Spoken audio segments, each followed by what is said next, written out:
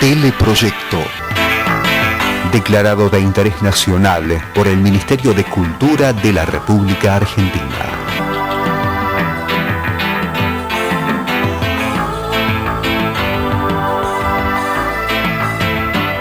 Dirección General, Francisco Fasano.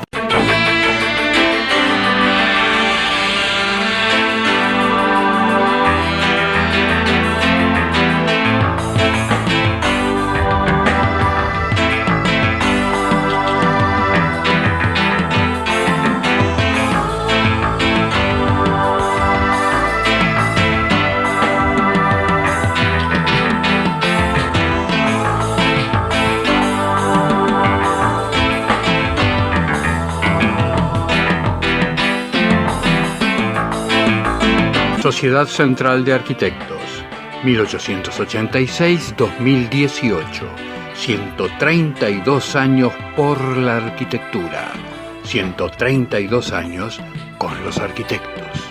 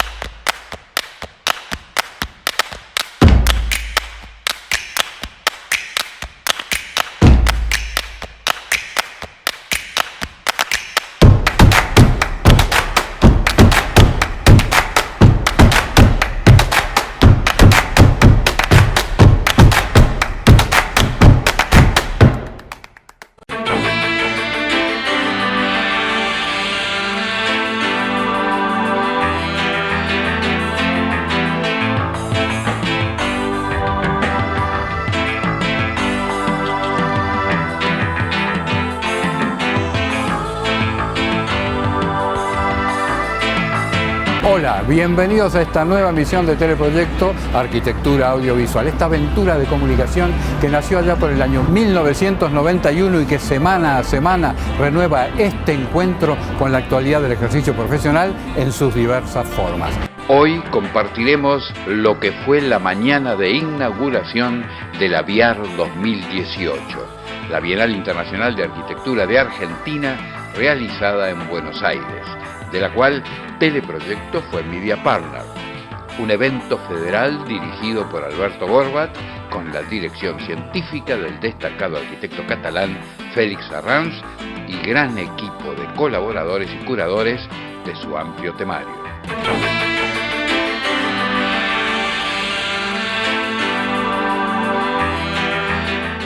La BIAR se dio cita en el Teatro San Martín, la gran obra del arquitecto Mario Roberto Álvarez, que con sus más de 60 años sigue deslumbrando con su permanente vigencia. El amplio hall reunió a los colegas participantes del evento, así como a los asistentes que pudieron observar los diferentes paneles sintetizando el contenido de la presente versión de la Bienal. El arquitecto Martín Capobianco, flamante presidente de FADEA, la Federación Argentina de Entidades de Arquitectos, fue el encargado de inaugurar el encuentro profesional. Les damos la bienvenida a esta Bienal Internacional de Arquitectura. Luego de su bienvenida, destacó la importancia que tiene este evento por su carácter federal, que da participación a todas las entidades del país, constituyéndose en un aglutinador y difusor de las diversas modalidades de abordar el ejercicio profesional a lo largo y a lo ancho de todo el territorio nacional. Seguidamente, el arquitecto Alberto Gorbat, director de la AVIAR, se dirigió al público presente ampliando la información sobre el evento y presentando al primer disertante. Empezamos a imaginar una bienal de este siglo, una bienal contemporánea, internacional. Organizamos esas realizaciones por áreas temáticas según el énfasis que ponemos en el proceso y en sus resultados. Estos días van a ser una fiesta de la arquitectura, así que gracias a todos ustedes por estar aquí y disfrutémosla. Comienza con la presentación de los ganadores de las 3 prácticas de este primer segmento de Paisaje y Ciudad. Oscar González Moix, su proyecto Plaza Cultural Norte, La Molina, en Lima, Perú, ganador del segmento de prácticas profesionales de Paisaje y Ciudad.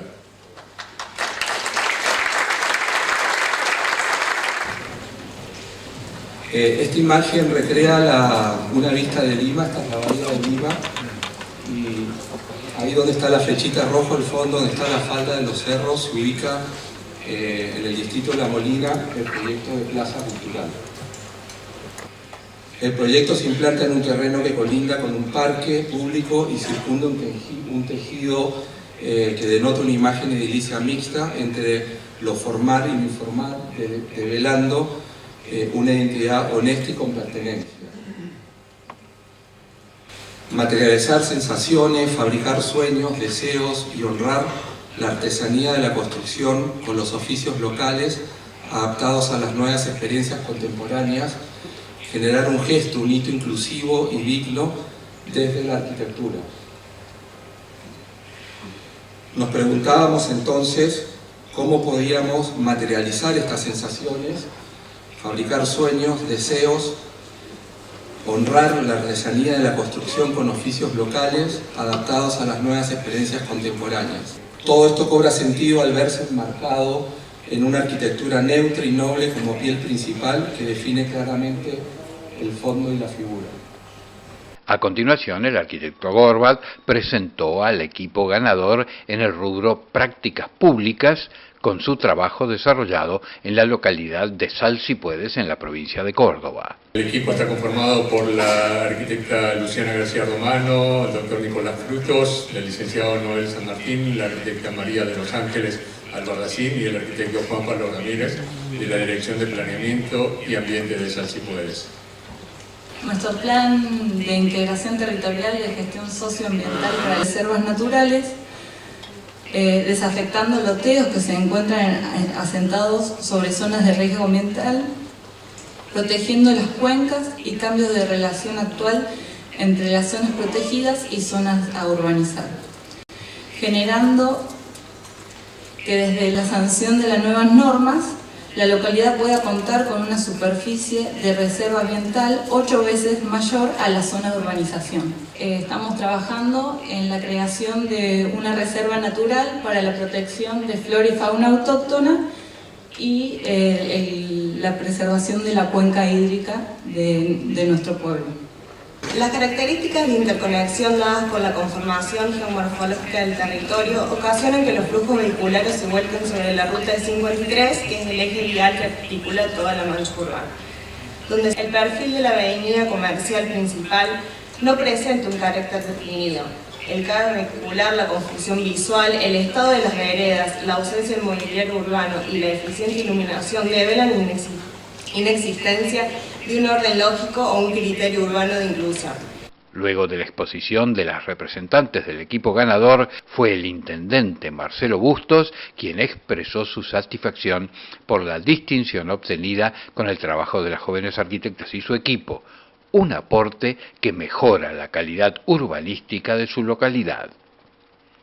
Finalmente se entregaron los diferentes premios correspondientes a los expositores de esa primera jornada, llegando el esperado momento de la conferencia magistral del invitado internacional. Tenemos el honor de recibir en esta mañana a Philippe Mouchian. Él va a hacer la presentación de sus trabajos y a continuación va a conversar con Philippe Ferrand y seguramente ahí conoceremos muchísimo más sobre él sus orígenes desde haber compartido el estudio con Rogers en Reino Unido hasta la actualidad. Así que bienvenido, Philip. Muchísimo orgullo y honor por recibirte aquí en Buenos Aires. Good evening, everybody, and many thanks to Alberto to give me the opportunity to come to this fantastic country, this big country, enormous country as I saw it over the plane. Buenas tardes a todos, muchas gracias Alberto por darme esta oportunidad de venir a este fantástico país, este enorme país que vi mientras llegaba en el avión. Estoy muy agradecido y honrado de haber venido aquí, así que vamos al grano. Voy a empezar por un amor a primera vista de cuando era joven. Fui a París y vi este edificio, el Centro Pompidou, que todos seguramente van a reconocer. Un momento en el que me di cuenta que la arquitectura en una ciudad no es una cosa permanente, que realmente está en constante cambio. Lo digo desde la perspectiva de una ciudad europea en la que las cosas son muy rígidas y establecidas en aquellos días. Esto fue unos 40 años atrás. Si miramos a este edificio, él solo ha modificado la idea de espacio público, de institución pública, frente a la institución elitista, a la idea de verticalidad de los espacios públicos, de cómo construir un edificio. Cada aspecto de esta propuesta fue tan radical que me metió de lleno en la arquitectura, en la idea de que nosotros, como arquitectos, como colegas, podemos realmente hacer una diferencia en la sociedad. Seguidamente, Philip contó su experiencia en una zona casi abandonada a varias horas de Londres, donde la encomienda era simplemente hacer algo. Con un grupo de 10 personas llegaron, armaron una carpa con un toldo robado de una obra en construcción y el arquitecto Gumuzian pasó toda la noche bajo una intensa lluvia. El destacado profesional señala esta vivencia afirmando: no sabía pintar, todavía no lo sé, pero ahí estaba pintando algo en la noche. Lo que se quedó conmigo fue la belleza de un objeto simple en el paisaje.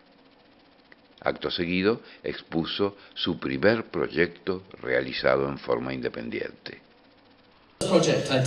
El primer proyecto que hice cuando me fui del estudio de Rogers es el sitio más hermoso en el suroeste de Irlanda. Fue para el productor de la película La Misión. Él quería un espacio en el que pensar, por eso lo llamé think tank, un lugar para pensar, para estar en la naturaleza, para enfocarse. Él es inglés, en un contexto irlandés, y el sitio lleva a un río que está en el fondo de su patio, una parte muy privada de su casa, pero el cual es un espacio público. De repente tenemos un conflicto cultural, un edificio inglés en una zona irlandesa que da un espacio público, el río por donde pasan botes, así que existía esa dicotomía con la que teníamos que lidiar. Entonces, lo primero que hice fue ir con un bote río arriba y río abajo para ver las estructuras existentes de la zona. Eran generalmente edificios de piedra, con techos también de piedra, todo muy protegido. Y había pequeñas casas flotantes. Así que empecé con bocetos, como todos hacemos, mirando esos edificios, pensando en ellos. Esto era 20 años atrás.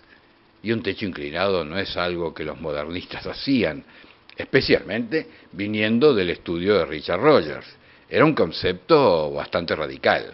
Así que empezamos a pensar en una obra con plena conexión con el entorno, junto al muelle y con vistas al río y al paisaje. El pequeño edificio que diseñamos está completamente conformado por vidrio, al cual le dimos un grado de privacidad, otorgándole algunas zonas cubiertas.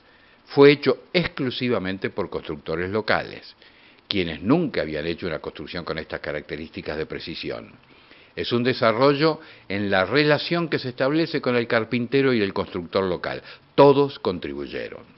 La noción, por supuesto, es, cuando haces una construcción, cómo abordás la estructura, cómo la haces inclusiva. Y ahí comenzamos a despertar el recuerdo de haber ido a granjas con sus puertas grandes y pesadas que hay que abrir para entrar, y las visuales que emergen de esa acción.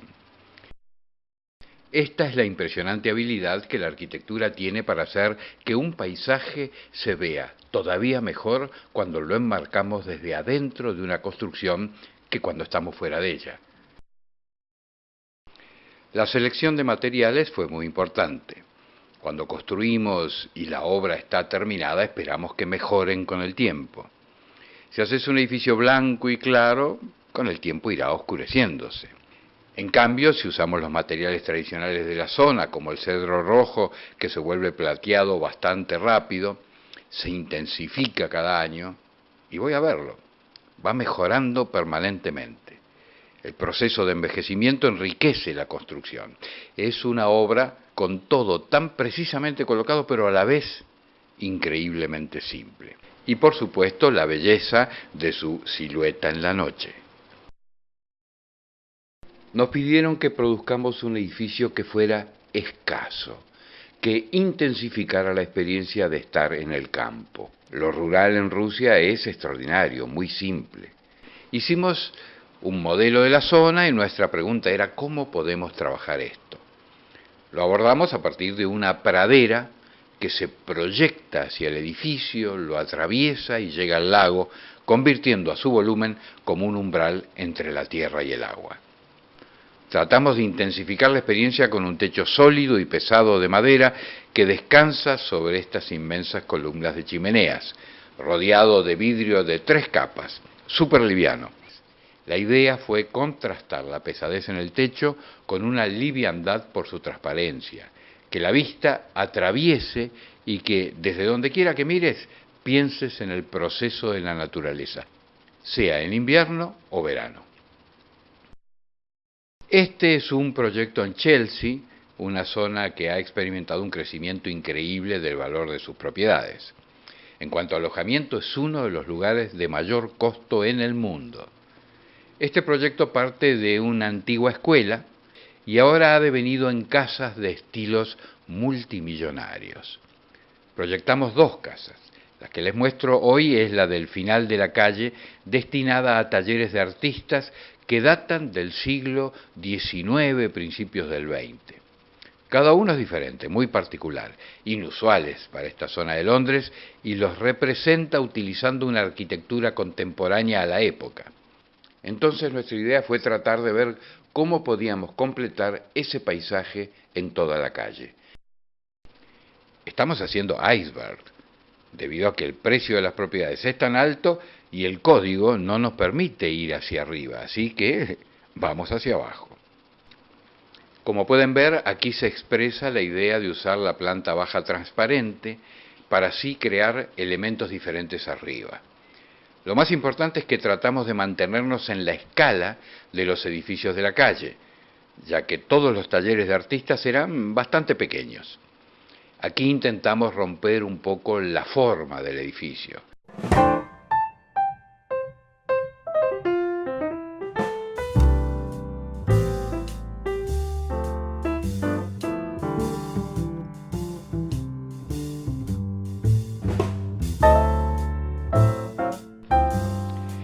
Este proyecto fue una tarea totalmente diferente. Estoy seguro que algunos de ustedes han realizado este tipo de trabajo.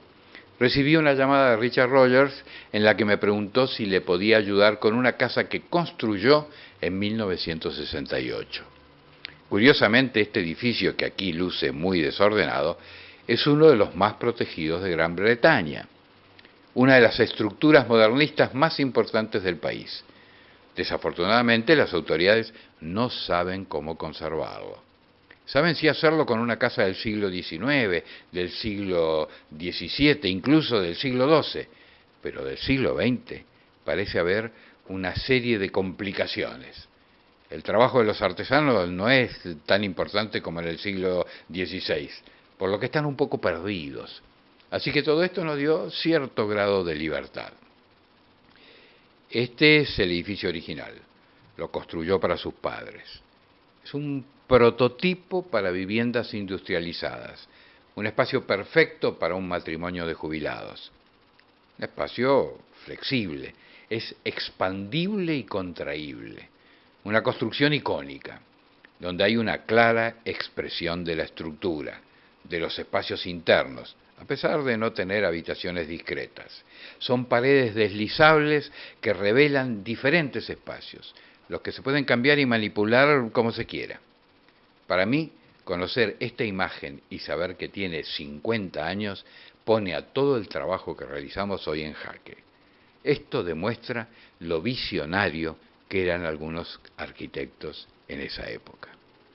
Sin embargo, la casa está bastante degradada, por lo que optamos por realizar una mirada intensiva. Al final, la tuvimos que reconstruir en un 75%, a partir de materiales modernos, encontrando un punto de equilibrio con un nuevo jardín. Esta es una foto de él y su madre en 1967 en el sitio. Mientras íbamos desmantelando la casa para examinarlo, nos dimos cuenta de que no solo era un prototipo, sino que era un edificio experimental. Convenció a sus padres de que lo contrataran para realizar su propio proyecto. ¿Quién no ha intentado eso alguna vez? Y si algo le salía mal, lo construía de nuevo. Así que cuando quitamos el techo para darle una mirada, vimos que tiene varios trabajos particulares. Es un edificio protegido que es realmente experimental, un prototipo, no lo definitivo, sino un paso hacia esa dirección. Y parte de su interés histórico es el hecho de que tiene errores que debimos marcar y explicar cómo los resolvimos y dónde están las nuevas intervenciones. Como sucede en cada una de las BIAR, el director científico de la Bienal, el destacado arquitecto, académico y crítico catalán Félix Arranz, realizó una entrevista pública al invitado internacional, comenzando por detallar los ejes de ese diálogo elaborado con participación de asesores e integrantes del evento. Recorran a una situación en la que se consideren esos tres momentos que de hecho han ido dando título las tres ediciones de la Bienal. Hablar en definitiva de los principios, es decir, de los fundamentos y del origen de cada una de estas personas que están involucradas en la arquitectura, ¿no? Hablar de los procedimientos, de los procesos, cómo se trabaja, cómo se hacen las cosas. Y finalmente, y de hecho es lo que nos atrae en esta edición tercera de la Bienal, las situaciones, es decir, todo aquello que se ha producido, aquello que se ofrece, qué consecuencias tiene, y cuál es su esencia. Bien, por lo tanto, principios, procesos y situaciones se dan cita siempre en estas conversaciones. Por otra parte, en su momento también se hizo una convocatoria en relación a las preguntas que era posible formular a los invitados de la BIAR, y desde entonces tenemos como una pequeña chuleta con más o menos como 12 tópicos, 12 cuestiones que son comunes en las preguntas a todos y que yo, bueno, intento trasladar personalizando a los invitados, ¿no? Philip, hemos empezado en tu disertación, en tu presentación, en el campo, en una tienda de campaña que pintabas, y hemos terminado también en el campo, transitando por un camino en Armenia. Yo, seguramente para que entiendan mejor quienes te escuchan tu base, tus inicios, sería interesante que nos explicaras algo sobre tu propio nombre, ese apellido tuyo. ¿Cuál es tu raíz? En un tono coloquial, con la calidez de siempre, pero con la profundidad y sutileza que lo caracteriza, el creador de Escalae fue extrayendo conceptos, vivencias personales y conclusiones de la figura principal elegida para cerrar el acto de inauguración de la tercera versión de la Bienal Internacional de Arquitectura de Argentina. Un extenso diálogo que permitió ahondar no solo en su experiencia como arquitecto, sino también en su sensibilidad personal. Una entrevista pública en la que Félix Arranz aportó a los asistentes al encuentro profesional un conocimiento más amplio de los fundamentos que motivaron la presencia de Philip Gumutsjian en la Biar 2018. Escuchemos su respuesta sobre cómo encara un nuevo proyecto. Como en el caso de todos, lo más importante es ir a ver el sitio y también no quedarse demasiado tiempo en el sitio. Esto lo aprendí de Richard también. Cada vez que íbamos a visitar un sitio, ya sea en Francia o cualquier otro lugar, íbamos al sitio y yo quería tomar miles de fotos y él me decía, no, ahora vamos a comer. Y nos íbamos a algún lado y nos sentábamos, disfrutábamos, veíamos la gente y nos olvidábamos del sitio, tomábamos un poquito más de idea del contexto cultural, entender la ciudad antes de pasar a trabajar al proyecto.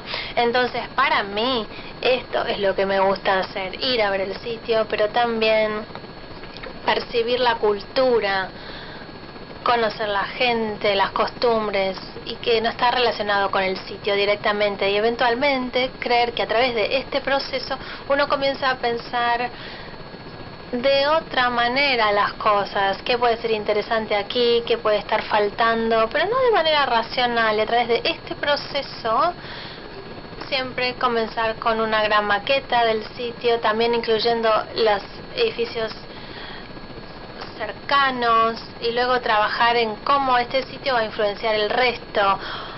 Digamos, pensar el programa, cómo queremos resolver una situación y a la vez alinearlo con lo que lo rodea.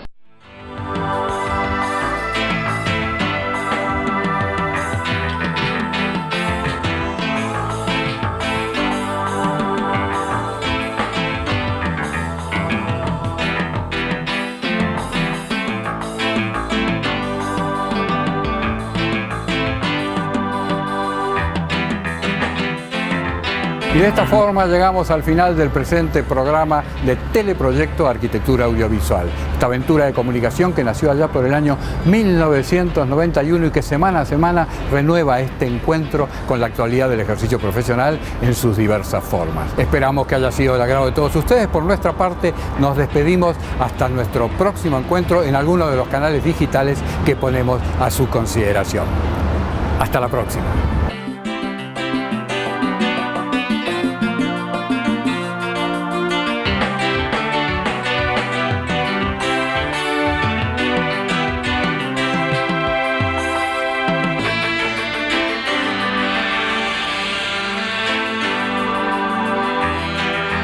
Sociedad Central de Arquitectos, 1886-2018, 132 años por la arquitectura, 132 años con los arquitectos.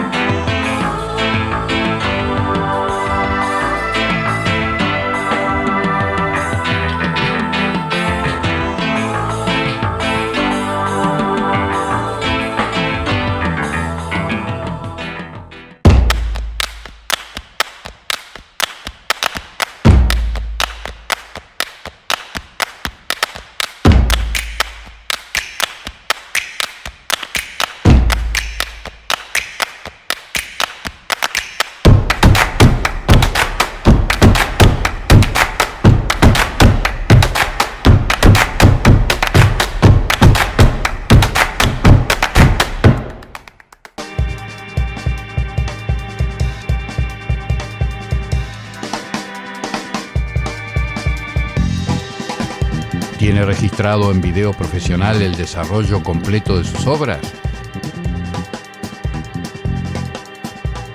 Desde Teleproyecto, la empresa con mayor experiencia en filmar arquitectura y construcciones, ponemos a su disposición nuestro departamento de seguimiento de obras en video.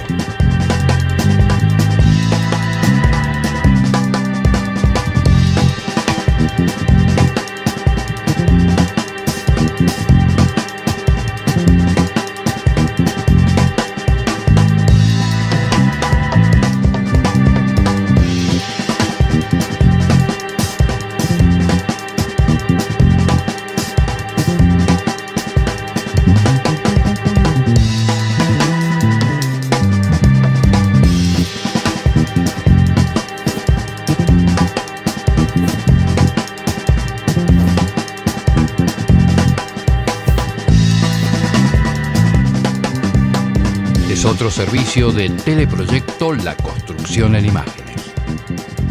Más de un cuarto de siglo filmando obras.